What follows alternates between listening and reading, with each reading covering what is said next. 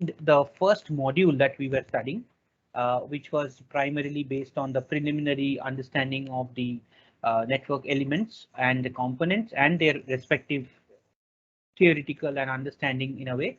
And in that light, we are left with a portion, a small little portion where we are going to discuss about the electromechanical switches. Okay, so let's I'll just share my screen. All right. So, we have gone through the other portions or other segments in summary, if I call it, where we had discussed about the resistor, capacitors, and inductor. If time permits for today itself, I'll going to solve few of these very typical questions or numericals, I would say, in terms of the resistors and capacitors and inductors, mostly series and parallel connections and all those things, even the power calculations and all. So those things, if at all time permits, I'll go through it today itself, or else I might share you the assignment or the solutions and the complete list of questions also, so that you can at least look into it and solve it on your own like that. Or at least I might give you the question for that matter for practice purpose and all. So that may be based on the time that we have. All right, so now with that, we come to the next portion of first module, which is where we are discussing the electromechanical components. All right, so this is separate to that of what we had discussed for the network elements, like the passive elements, like the resistors, capacitors, and inductors. But these are some special purpose components. All right, and in that, why we are calling it as a special purpose component is because it involves the electrical signal to create a mechanical movement, or a mechanical movement to create an electrical signal, something like that you can say. So the important point is over here, whatever be it, the important point is the last line which is mentioned over here. All right. So these are rather a component which does something of a make or break of an electrical connection, and that is the only precise work that they are supposed to perform. Nothing else. So you imagine a switch that you are using in your switch boards, right? So same thing is happening over here, that you are mechanically pushing on and off a button, okay, of a switch, and that is connecting or I would say making a connection or breaking a connection so that the fan is going to move or it would stand still. So you're applying a mechanical movement to produce an electrical signal, or you can say in a binary way, you can say on or off, like that. All right. So that is the basic role of every electromechanical devices, whatever we come across. All right, many different ways of achieving it there. We'll come to that classification later. So you can observe the first term that I don't know whether you know it already, and the word that is important is called a relay. All right, it's a very, very essential element in almost every household appliances and every household equipment, electronic equipment that you come across. All right, a relay is nothing but an electrically operated switch. Okay, it's an operated switch. Okay, and that does some process. I'll come to that in the next slide, by which you can see relays are used where it is necessary to control a circuit by a low power signal. Okay, and where several circuits must be controlled by one signal. So ideally what is happening, that using this kind of a relay, we are making sure that there is some kind, like the input is there or the input supply is coming. Now you want to make sure that at times, okay, at times the input or the output would be delivered, or at times the output will be shunted. Okay, so if that is what your process is, which is very common to almost all the, as I said, all the electronic equipments and components, we are going to use a relay. Now, how it works, that's very interesting, and that is being shown over here. Now, if you observe carefully, we are, this is basically what the relay's working principle is. All right. What happens that you can observe that we have an armature. 1 minute. 1 minute. We have if you go by the structure of it, if you go by the structure of this, we have a spring over here, and this is what we call as armature. You can see this is armature, right? And there is an electromagnet which is placed over here. Now the very basic structure itself, it shows that by some process, if we can make sure that this armature moves up and down, okay, by some means, by if I can make this armature to move up and down, this eventually will make these two probes which are connected over here to connect to the next set of signal. Suppose this is my output, or not output, but the second half of the signal circuit. All right. Suppose this is a circuit which is there, and this is what where my connection is going on. All right. So if this is connected to this port, suppose I name this as A. So if I connect to this port, it will be an on circuit. If it is going away from it, it will be an off circuit. So this movement of armature will be controlled by this electromagnet. So as it's mentioned over here, a movable armature has spring support and a metal contact connected to another side. All these arrangements are placed over a core such that when the coil is energized, it attracts the armature. So whenever it will attract the armature, the movement will be downward. And when it is de-energized, it will move upward. So at once it will be connecting, or at times it might not connect. All right. So that is how the relay works. You will find there is another type, another very similar working principle, or a very similar application area later on, when we are going to use for the high voltage supply, when the power supply is very high. Then also we will use some kind of a relay, but the name of the relay will be contactor. Okay, that will be different. We'll see that after some time. So the armature is generally considered as a common terminal connected to an external circuit. All right. So this is the structure of it overall. In general, when we do the symbol wise, if I represent, just like we had a nomenclature for resistor, capacitors, and all. So this is basically the connection. You can see there are two ports which are lying out somewhere over here. One is called NC and the other one is called NO. NC is called as this, normally closed and normally open. All right. So these are the two segments. Now what is happening over here? You can see there when there is no voltage, you can see here in the diagram, when there is no voltage, the switch is, or the spin, the wiper here is connected to no connection or normally closed connection. So there is nothing that is communicated, or nothing goes from input to output. Okay. And when you are looking at the other option, where the second one, when it has come back over here, this is only happening when there is a voltage applied. You can see there is a +6 volt over here. When there is a voltage supply is there, and that's where the circuit is getting connected to do certain job. So ideally, what happens that based on the energized coil, the NC and NO will connect or disconnect with the common supply. That's the basic principle. That's the idea of a specific relay and how it works. All right. So ideally, this is if you are asked to use the relay working method, you have to describe this diagram and you have to explain this in detail. But as you can observe that there can be multiple options available. All right. Option, by what I mean is something called as this is actually very commonly used types of relay classification. One of the first of the lot is relay single pole single throw system. Okay, and that we call as SPST. Can someone mute the mic? I think someone's mic is on. So we have SPST, which is called a single pole single throw system. All right, this is the most commonest of the relay which are there, where you can see this is the first of the diagram where there is only one input and one output, and this is the spindle. What happens, this type of relay has total of 4 terminals. Now, although they are called as 4 terminals, the 2 terminals will be dedicated, the 2 terminals, out of these 2 terminals, it will be dedicated for coil, this one, the last line. The other 2 terminals are needed for the coil itself, because the coil needs to get energized, right? So that is 2 terminals are used for that. After that, the rest 2 terminal, one is the input, and you can call this as an output. Okay, so whenever this is the scenario where there is a single line of communication where there is only one input and one output, then we are looking at a single pole single throw system.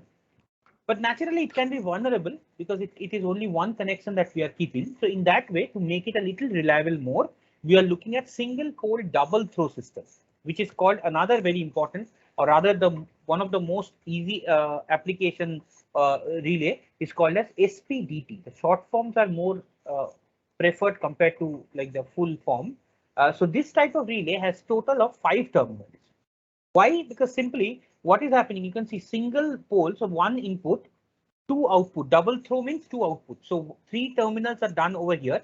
2 terminals you will require for the connection for the coil. Okay, so you can see that 2 out of these 2 are coil terminals, and a common terminal is also included which connects the either 2 or the other. So the diagram you can see, this is one input, whereas there are 2 outputs which are present. I'll show you a animation after some time where we will find that how actually the SPDT works. When it works, like how it usually works, suppose there are 2 parallel networks. All right, suppose 2 parallel networks, and the 2 parallel networks are connected to some devices or something like that. All right, so if that is the idea, if that is the scenario that we are in, then what will happen that at times the first circuit will work for this input, and after certain period the second circuit will be on. So in those kind of scenario, SPDT is a very good option where you can use single switch, but you are operating 2 different parallel circuits. All right, so that is basically single pole double throw. Now the other 2 are basically the modification of the previous one. That means double pole single throw. So it's basically 2 input. You can see 2 input over here, DPST, and there is a single throw. So the relay, you can observe the relay has total 6 terminals. 2 terminals are anyway allotted for the coil. So that is done. So 2 here enacts 2 SPST. So it's basically 2 SPST which are actuated by a single coil. So if you add up 2, so like something like this, you can see the same diagram we are obtaining. Okay, so this diagram and these diagrams are the same. All right, so the basic thing is that if you add up multiple input, but you are keeping the output as 2 only, okay, and it's basically where you are looking at double pole single throw output. Okay? So that's more like it. Now, if you observe, like in this case, the DPDT, that DPDT is again double pole double throw, where there are 8 terminals. You can see 8 relay terminals.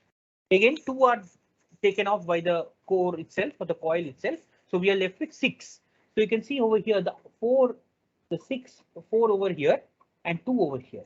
So that makes it total 6 terminal device. So it's basically 2 SPDT.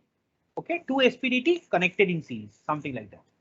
Okay, so that is how the relay classifications are done based on the number of poles and number of throws.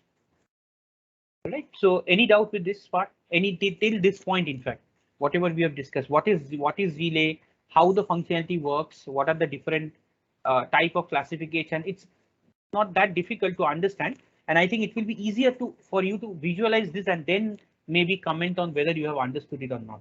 So you can observe that this is basically the working of an SPST. So what is happening? This is my input and this is my output. All right. So whenever it is on, you can see the spindle is changing. You can see this animation, small little change. So basically, when I'm switching it on, the light is on. When I'm making it off, it is off. So there is nothing called as in-between state. So it is basically by this way process, the SPST works. So input and output, both are together. So this is a very commonest of the looking switches that we come across ideally for make or break circuits for any electrical appliances. On the other hand, if you observe the right hand side over here, this is an SPDT toggle switch. So what is happening? You can see that this is one diode connection or circuit, if you call it, and this is another diode field. Okay, now in both the cases, these 2 are parallel in nature. Now what is happening based on the supply, the spindle is either moving at the terminal 1 or it is moving at terminal 3. So when it is moving at 1, the upper circuit or the outer circuit is getting connected. And whenever it is coming to the second one or the third terminal, okay, over here, the inner circle will work. So suppose you have a timer based on which you want to make sure that each individual device will work after a certain period or after a certain threshold voltage is limit or something like that, where 2 parallel networks or parallel circuits are connected. On those cases, this is a very commonly used, or this should be a very common relay configuration. All right. So any doubt with this part itself? Anyone?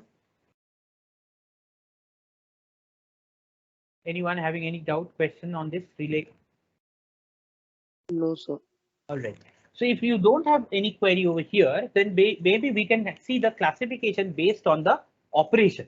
Because what we are observing, the basic principle is to make it on or off. So we can do that by many other ways as well. One of the easiest way that we come across is called as electrothermal relay as well. Like the electromechanical relay is what we have discussed so far. Electrothermal relay is where the two different materials will be joined together. Okay, just like we have a thermocouple, the way the thermocouple works. So now what will happen? The both the when they are energized, the strips are energized. The bending will happen in different ways, like two different metal. So two different ways the strips will bend, and as it will bend, it will either connect to the network or it will disconnect from the network. So that is being discussed over here, which is we call as electrothermal, sorry, we are calling as electrothermal relay. So you can see when two different materials are joined together, it forms a bimetallic strip. This strip is energized, it tends to bend. As it bends, the bending nature makes the connection with the contacts. So again, the objective is to make the connection or break the connection. And how you are making it is different classification. So this is another way of doing it like that. Now SPDT, SBDT, SPST, the one that you are looking at, they are all under the electromechanical field. So with this, we had already discussed quite a lot. The other type, another type that we are looking at is called a solid state relay. Solid state relay, because there are some devices which we have not discussed over now since up till this point. For example, there are diodes, even there are Zener diodes for that matter, even there are transistors at times where they can also act as a switch. Because all these semiconductor devices has some special property where after a certain voltage is reached, they will tend to cut off from the circuit. Okay, they will not try to conduct the electricity. All right, so that's a natural way of doing a connection break or break. All right, so that is basically where the solid state relay comes in. So you can see the switching speed of this device can be made easier and faster based on the device that you are using, the semiconductor device we are using. Since we have not discussed or we have not started with the semiconductor physics or the semiconductor principle as such, so I'm excluding my discussion for the time being. After we are done with semiconductor as a chapter or as a module, this part will be more clear. But ideally, this is again the objective is to make or break. Simple as that. The main advantage of this type of relay are it has a more lifespan and faster switching operation. That's another advantage. Faster switching operation. Okay. The other option that we can have is called as a hybrid relay, where the electromechanical as well as the solid state relay both are clubbed together. Okay, so they are both clubbed together to form a hybrid relay. That is also based on the application. We can use it at times. Very like it is like specific relays. We don't come across in our daily life as much on this. Similarly, polarized relay or non-polarized relay, that is also a part of different type of relays based on the operation. You can see here that polarized relay are these are similar to electromechanical relay, but there exists both permanent and an electromagnet. So permanent magnet as well as electromagnet. So it's a different type to that what we already know. Okay, and the movement of the armature depends on the polarity of the input signal applied to the coil. So if it is a positive, it will move in one direction. If it is negative, or it will change in different direction. But again, the option is the armature would be present. So based on the movement of the coil, it will be making sure that either it connects or disconnects. You can see useful in telegraphic application. All right, so this is polarized relay. Similarly, non-polarized will also be there where there is no dependency on the polarity of the input signal. So it remains unchanged over the period of time. So that is also another way you can look into the different classifications of relay. But remember, the basic objective is to make or break the circuit. And for doing that, we usually look into the SPST, SPDT, DPST, DPDT. These are the different type of configurational changes that we are looking at, and mostly we are focusing on the electromechanical relay other than any of the other set of relays. All right, so that's all about the relay as an electromechanical device or electromechanical components of relay. But as I said, relay works for the small current supply or comparatively small current supply. So if you want to use a relay for a power supply or for a unit where there is a huge power supply we have. All right, so all those cases, for example, DC motors, okay, industrial use like these electrical motors, if you have all those cases, you require something, some kind of a switch which can handle large amount of electrical power. Okay, so if you do that, if a relay is actually or a switch is working in that way that it can support that large amount of electric power, then we call that as a contactor. Don't misspell it as contractor. It's contactor. Okay, so it is a device which is used for repeatedly establishing and interrupting an electrical circuit under normal conditions. So this is ideally you will look like this. Okay, fuse circuit kind of a structure, and you can observe over here it's a three-phase AC power. So it is a standalone. Always, what is the basic difference between this and the relay is that for contactor, most of the time, I think I made a mistake over here. It's not contractor. See here, I have made a mistake. It should be contactor actually, not contractor. I think I'll confirm this once. But ideally, it should be contactor because it makes a contact. That from that the word comes in. I only made a mistake over here. So anyway, so the point is in what is the difference between the contactor as well as the relay is in relay normal connection is normally close. Okay, what I mean that suppose I have this diagram. Suppose I have an input and I have an output. So mostly in relay, what will happen? It will be connected like this. Okay, normally close. Okay, and in under circumstances, it will go and open like this. All right. So this is for relay. But for contactor, what happens? Mostly it will be open. Mostly it will be open. You can see here, I think somewhere it's mentioned. Contactor, you typically have multiple contacts and those contacts are usually normally open. So that is the major principle wise difference. Why it is open? Because so that the power to the load is shut off when the coil is de-energized. Remember, we are using contactor when the power supply is very high. So any single like small little connection or a single touch will make sure that the appliances that you are having on the other side will have a sufficient like a huge power flowing. So to eliminate that, mostly it will be off state or normally open state compared to the normally closed state of the relay. So that's a major difference between the contact to that of the relay. So that actually has been categorized in this particular slide, that what is the difference between a contactor and a contact relay.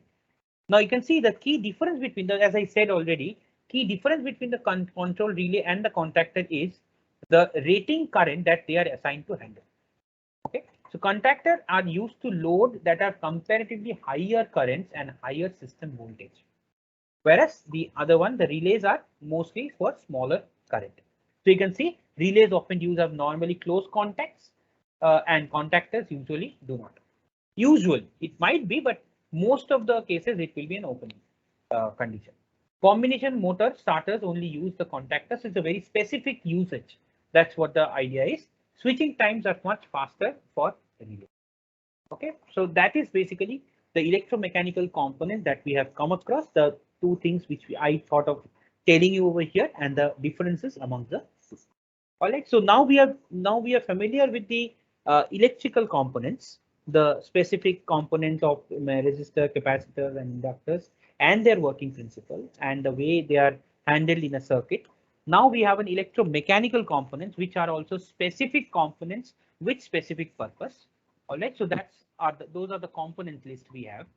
Now we come to the other part of it, that what about the sources? What about the sources? When we're looking at the component, as I said, the source is an important factor. So in order to do that, most of the appliances or the you can observe it over mostly. This is in terms of the lab also, that the equipments which we are going to use, all right, there must be some kind of a regulated power supply. Why? Because the supply is AC, but there are devices which will work on the DC power. All right, so in that cases, there must be some kind of a regulation that will take place. So in that case, what the device that usually does all this work is called as the regulated power supply. Before I discuss the principle, this is basically the diagram of it. Okay, this is commonly available in most of our labs. It will be available. So whenever you are coming back over here in the campus, you will be able to visualize this on your own, and you can work around with it so that you can understand that how it works, or what is the impact of that of the power supply. But ideally, the principle is very simple and very understandable in a way. What happens that whenever we are looking at a power regulated power supply, the input you can observe, the input is AC. You can see the AC line over here. All right, the AC supply is over here, and the AC supply will always be some kind of a sinusoid in nature, varying every time.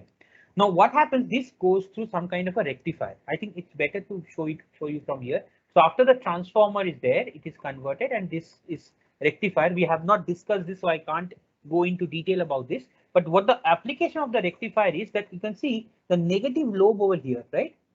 After the rectifier, all are made as positive. There is no negative present over here.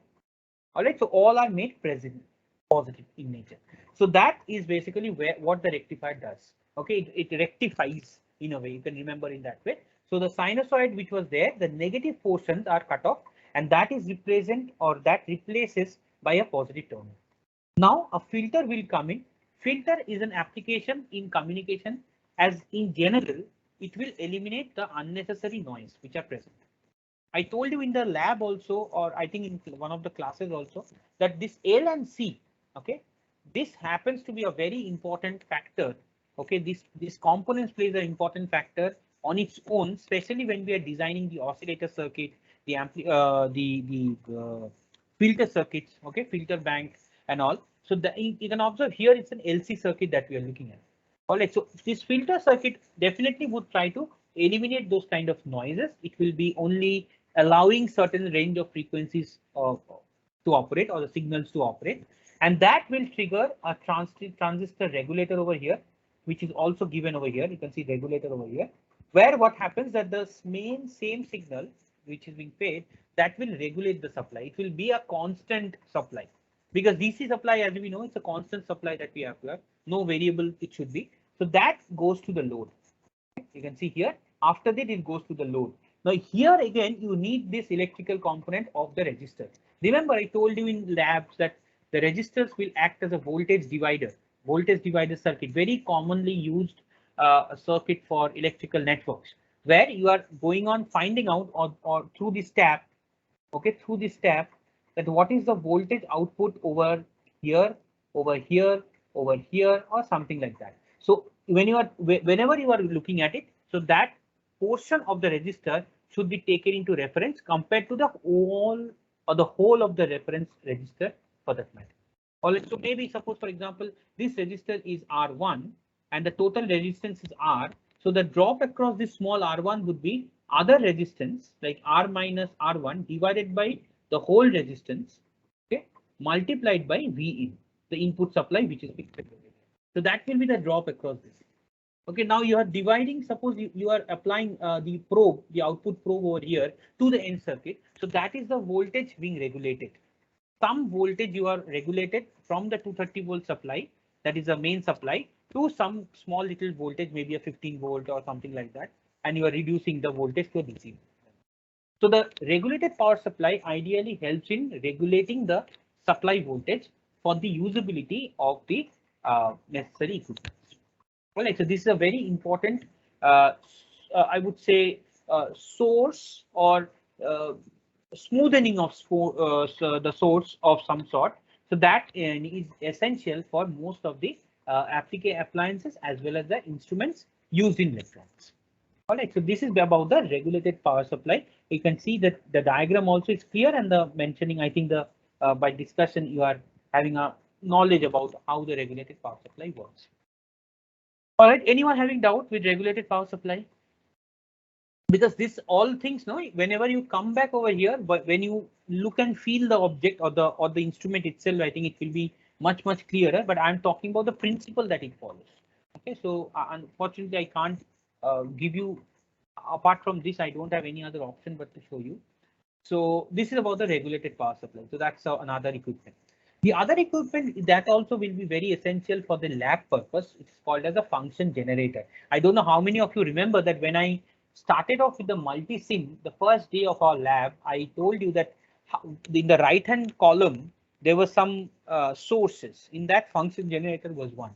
And as this says, that the function generator is nothing but a specific signal generator, any form, like a square pulse, triangular pulse, I mean sinusoid, okay, normal sinusoid. So all this kind of different shapes and signals are generated at different range of frequencies. Okay, so it is a versatile element. You can see that in this particular, suppose this specific example, you actually can set all the information all through this button. Again, that is again when you are coming back here, we'll have the Agilent signal generator where you can look into it and you will be trained to generate the signal. If you observe here in the right and in the bottom half, there are different type of set of symbols: random signal, sinusoid signal, pulse signals. All right, so these signals are given some amplitude which you can specify through these buttons. Okay, and there is some kind of a signal which is generated. So the frequency also you can generate based on the channels which you are feeding in.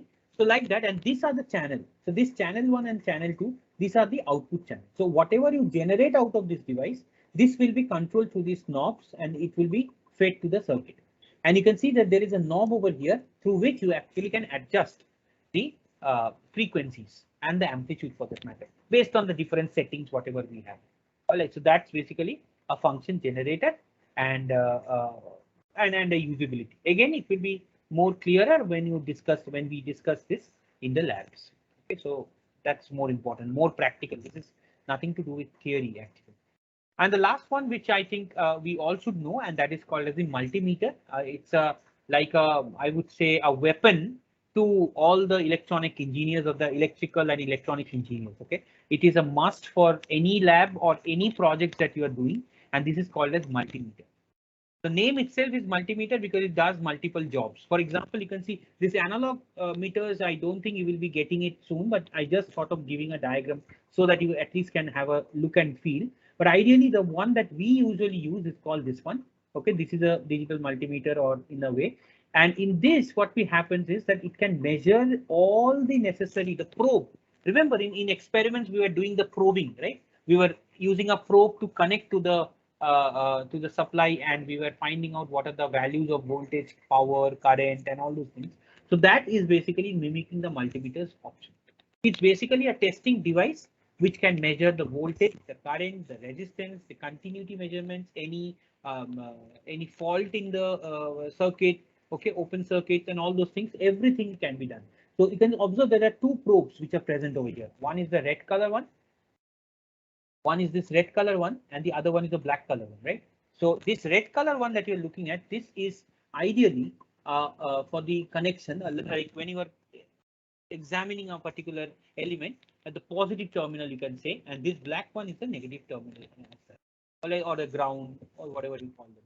So the value or the results comes from over here, and you have like a regulator over here. So you can see that in the left hand side and in the right hand side, there are so many things mentioned. Like this side is ampere. You can see A. So this, if you rotate this knob to the right hand side, this display will show everything with respect to the current. If you are removing in the left hand side, it will measure in terms of voltage. And there is a setting through which you actually can measure the ohms. You can see this one. This is ohm. So the resistance also can be measured through this. This dot, wherever you observe, wherever this dot is, you will get the values accordingly. All right, so that's kind of a setting. And this connection, you can see this is common, so ground. The black is connected to the common, whereas the red is connected to some kind of a voltage supply. All right, so that is basically the usage of multimeter and how to read. But again, as I said, during the lab hours, we are going to show you and we are going to give you the multimeters to test around, to play around with at some time later. Right, we don't need to go through all the principles and everything for that matter. Another very useful display unit. Those are the power supply. You can the regulated power supply we have discussed. The function generator we have discussed. Those are the sources. Multimeter is an output. We are measuring the output. The result is analyzed through multimeter, or not analyzed. I would say the data is collected through multimeter. But if you want to visualize it, for all the electronic labs and electrical labs, almost I would say, we would definitely require a CRO. which is a cathode ray oscilloscope. I think some of you might be knowing it already, but actually this was also called as oscillograph at some point. It is used to obtain all the waveforms or the pattern of waveform, I could say, from which we can analyze that whether the expected outcomes are actually being observed or not. All right. So that continuous change or a period of time, if we want to measure, okay, so that can be done using the CRM. As you can observe that it is divided into 4 sections, which are display, vertical controllers, horizontal controllers, and triggers. Mostly these are the standard ones. And you can observe that even in this particular diagram also, that if I happens to just closely show you that these are again some knobs. So these are the knobs which are present. Okay, so each of them will have different set of rule. Mostly the division, voltage like volt, millivolt, like in case of current also the same way. Like if we want to measure it, so division wise, small little divisions are controlled through this. Okay, and also you can see the application of CROs are mainly involved in radio, TV receivers. So this is basically a display. Okay, so here the display will come in. So you can analyze that what is the maximum frequency, what is the range of values, and what is the expected outcome. Suppose the expected outcome is 5 millivolt that you are supposed to get, but you are not getting that correctly. Okay, so how will you test it? So you have to test it in CRO for that. Similar kind of work. So for that to explain, I have this small little example so that I think you will be able to find out. So example, like for example, what is the frequency of the sinusoid that occupies 5 horizontal divisions and 3 vertical divisions on a CR? Okay, for one complete cycle. Suppose this is a question, if the time base is set to 1 millisecond per division. So what I mean is, I will repeat the question once again. What is the frequency of the sinusoidal signal? So the sinusoidal signal is being fed somewhere. So we want to find out the frequency, okay, measure the frequency of the sinusoidal signal that occupies 5 horizontal division. So you can observe this is the display, suppose it's coming, the sinusoidal signal, okay. Now you can observe that if I consider this 0 point, so 1, 2, 3, 4, 5. So a complete period, if I consider the plus and the minus portion, so the complete period is considered within the 5 set of segments. So what we can say that if we are setting this small segment as 1 millisecond per division. Now this division, 1 millisecond per division that you're looking at, this can be adjusted by these knobs. Understand? Now if I want to make it 10 millisecond, I will, like, I can't show you that, but there is an option where you will just rotate it right, and the marker will indicate 10. So that will make that will make this particular small little segment as 10 milliseconds. All right, so that is how we can change the individual segment. So what I mean is that each individual division is 1 millisecond. So if the sinusoid is stretched upon 5 such blocks, so simply we can say that the time period of the signal is 5 milliseconds. You can observe over here. This is my time period of the signal. Okay, because it is the repeating after the, if you start from here as 0, the signal repeats itself after this. That's the time period simply. So if I get hold of this capital T, which is of 5 milliseconds, we can definitely find out what is F, or the frequency, by 1 by T. This already we know it from our logic or from our knowledge previously, that frequency and the time period is an reciprocal relationship, or okay. So in that way, 1 by T, if it is present, so we can substitute over here, as you can observe over here, it's mentioned, so 5 millisecond. Okay, so that means we can convert it to hertz, okay, from millisecond, and this is 1000 divided by 5, and that comes around 200 hertz. So you can, by observing a pattern, you are actually guessing what is the frequency. All right, now why I'm telling you this, but because why it is important. So suppose your expected outcome was 250 hertz, okay, but you are getting 200 hertz. So what you have to do, you have to change in the input circuit, the testing circuit, through which you can actually find out that whether it is 250 hertz. So that is the basic objective of a CRO, where we are actually trying to measure the throughput or measure the output, and we want to analyze it accordingly. All right. So there are two. Suppose there are two channels. Suppose in CRO there will be two channels.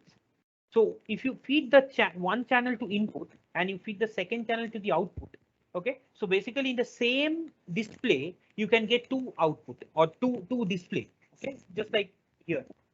So suppose this one is the input and this is the output. So you can compare with respect to input and output. What are the differences you are getting? Okay, what are the distortions being added? Okay, so all those things, because whenever the noise will come in, any signal will lose its amplitude. Okay, so that amplitude variation, if it happens, that also can be reflected over here. You can see that the amplitude wise, these are the amplitude. Okay, this y-axis that you're looking at, this y-axis that you're looking at, they are the amplitude thing. So each of these again will be considered with respect to amplitude as well. So if you are losing out the signal, if suppose the sinusoid would be something like this, suppose the sinusoid is like this. So definitely there is a change in amplitude that is being observed. So we can say, yes, this much of amplitude has deteriorated. So there is an effect of noise somewhere.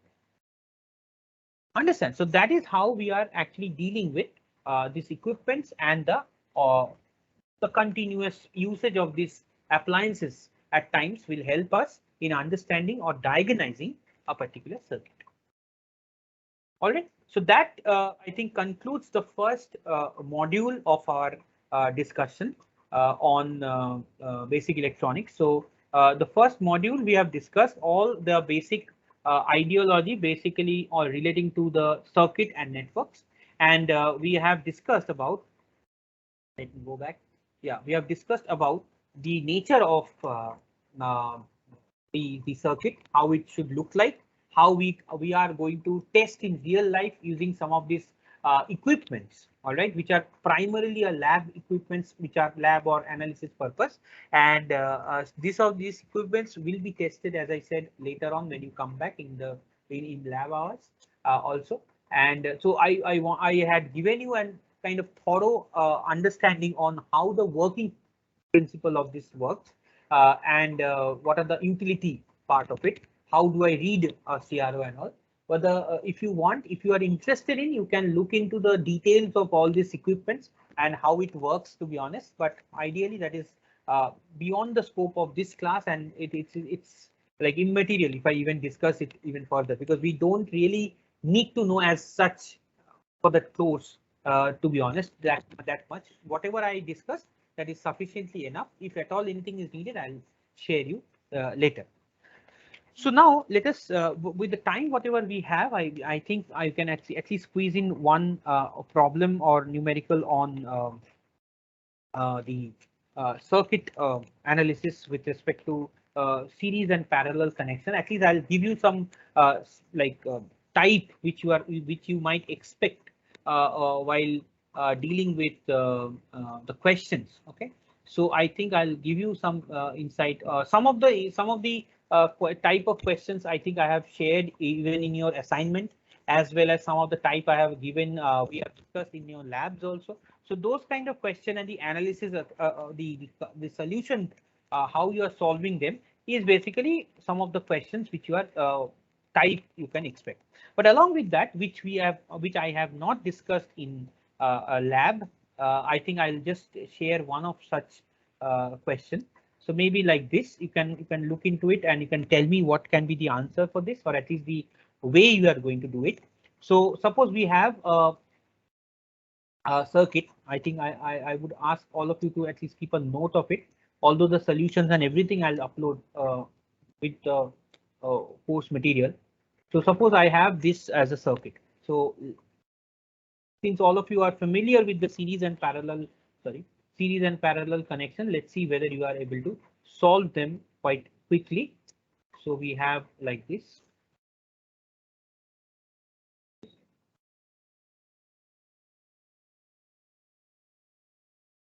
One of the circuit is one of the circuits provided to us, and we have R1, R2, R3, R4, okay, R5. Hopefully all of you are writing it down. Okay, there is another resistor here. This is R6. Okay. Then we have R R7. Okay, here we'll keep another resistance R7. Then we have R8, R9, and R10. All right, so there are 10 resistors which are present. All right, and now let me give the specification. So R1 is 6 ohm, R2 is 8 ohm, right? R3 is 4 ohms, R4 is 8 ohm, R5 is 4 ohm once again, R6 is 6 ohm, R7 is 8 ohm, R8 is 10 ohm, R9 is 6 ohm, and R10 is 2 ohms. All right. So the question is, suppose you are given a particular circuit like this, find the equivalent resistance, R equivalent, as we know term. Find R equivalent and estimate the total current I total. If the voltage, find out I total. If the input voltage is 12 volts, so V in is 12 volt. The supply has not been shown over here. All right, so you can light up with a power supply later on, and we can see that what is the total power. All right, so this is basically a typical question on series and parallel combination. All right, so after you are done with this, you can solve it later. But for the time being, can you tell me what is the process that we will start off with? Anyone, any answer from anyone is, I won't call out individual names and all. Anyone, if you are volunteering, please tell me your name and tell me what is the process where we start off with it. How do I start solving this question? Sir, R equivalent 10 ohms. Answer. That I'll let you know. That I'll tell you later. But tell me. Yes, sir, R equivalent equal to 10. How you are solving it. You just tell me, those who have done it or those who are able to able to do it. What is the starting point? Where do I start off? Sir, first we have to R8 R8 and and R. R10. I told you, introduce yourself. Any one name you tell me, and then you go ahead with the solution, please. Now, both are muted, right? Are they? Hello, sir, Paras Agrawal. Yeah, please go ahead. Sir, R8 and R10 in series resistance, then R9 and R equivalent, then parallel. So you are saying that R8 and R9, R8 and R10, sorry. So it will be something like this. I'll just write in short because of time constraints. So maybe I'll say R9 is parallel to R8 plus R10. So this will be my first of the resistance. I'll call it at 9, 8, 9, 10. Equivalent resistor between this small segment. This small segment. So this will be the equivalent resistance which we are supposed to get after we are calculating, because this triangle or the line, that diagonal element which is present over here, this is just to confuse. This is nothing but a parallel connection, nothing else. All right, so R9 will be parallel to the series connection between R8 and R10. So that is being shown over here. All right. So if that is the case, so maybe the suppose I have calculated this and this comes around 4 ohm. All right. So the circuit would change to why I'm giving you this part, because I want the solution to be done in this way. All right. So this is my R1, just to show you that how the marks gets deducted if you are not providing the correct way of approach. So now you are keeping this part as it is, as it is, as it is. Okay. Now you have taken care of the triangle part, so that is considered, that is represented by some resistance, and you also have R7 somewhere over here. So this is my R8, 9, 10, and this is my R7. So rest of the circuit will remain as it is. Now you are equivalently writing this same circuit over here, and then again you go on making the adjustment that how we are going to find out for the same. Okay, because again you can observe that this one R6, I think. So R6 will be parallel to the connection between these two. So ideally, so R6 is parallel to R8, 9, 10 plus R7. So this will be my second set of equivalent resistance, but it will be a little bigger. So instead of 6, 7, 8, 9, 10. So like that, you can say resistor's name, or you can use any nomenclature for that matter. I usually keep it in that way so that it's easier for me to understand. So that will be the value. So that is equivalent to, again, like 4 ohms. Like that, so on and so forth. You will go on calculating and you will get the final answer, as rightly pointed out, was R equivalent is 10 volts. Similarly, you can find out the voltage across, because the 12-volt supply is added, so you can find out the I total as well. Anyone having doubt with this kind of question solving? Because you are going to get like similar kind of questions also in your term and or in your CAT 1 for that matter. Similar kind of questions you can try out from any books, any solution, and work out. Right. So this is a single time. And I think the last question that I can squeeze in, okay, last question before we wind up the session. I want an answer. Okay. To be honest, solve solution and all later. You just imagine and tell me the answer. The question is, suppose a second one, suppose a 110 volt household circuit, okay, household circuit that contains 1800 watt microwave oven. Okay, this is one device or one equipment. 1000 watt toaster. This is another equipment, and we have 800 watt of coffee maker. Suppose. Okay. So these are the three equipments which are connected in parallel, and this is a scenario that we are in. And it is connected.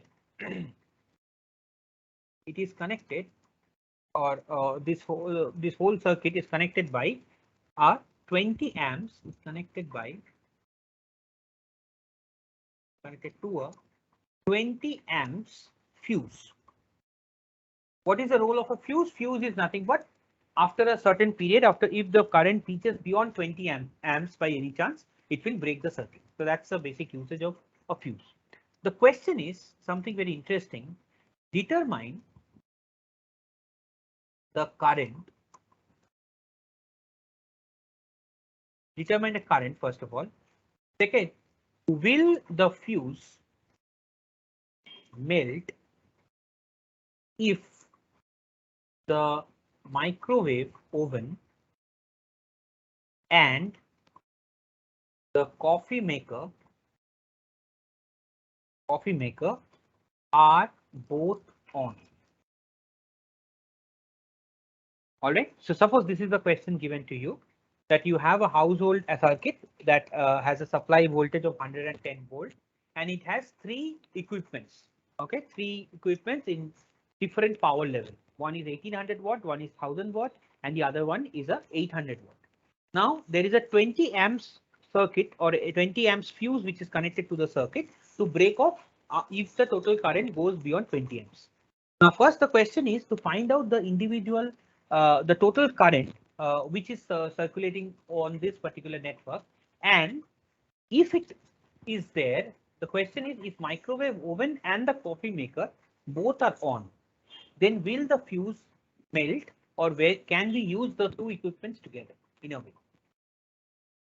All right, so I keep this question on hold. Can anyone quickly suggest me anything that comes to your mind? How do you So approach this? total current can be found through the formula power is equals to voltage into current.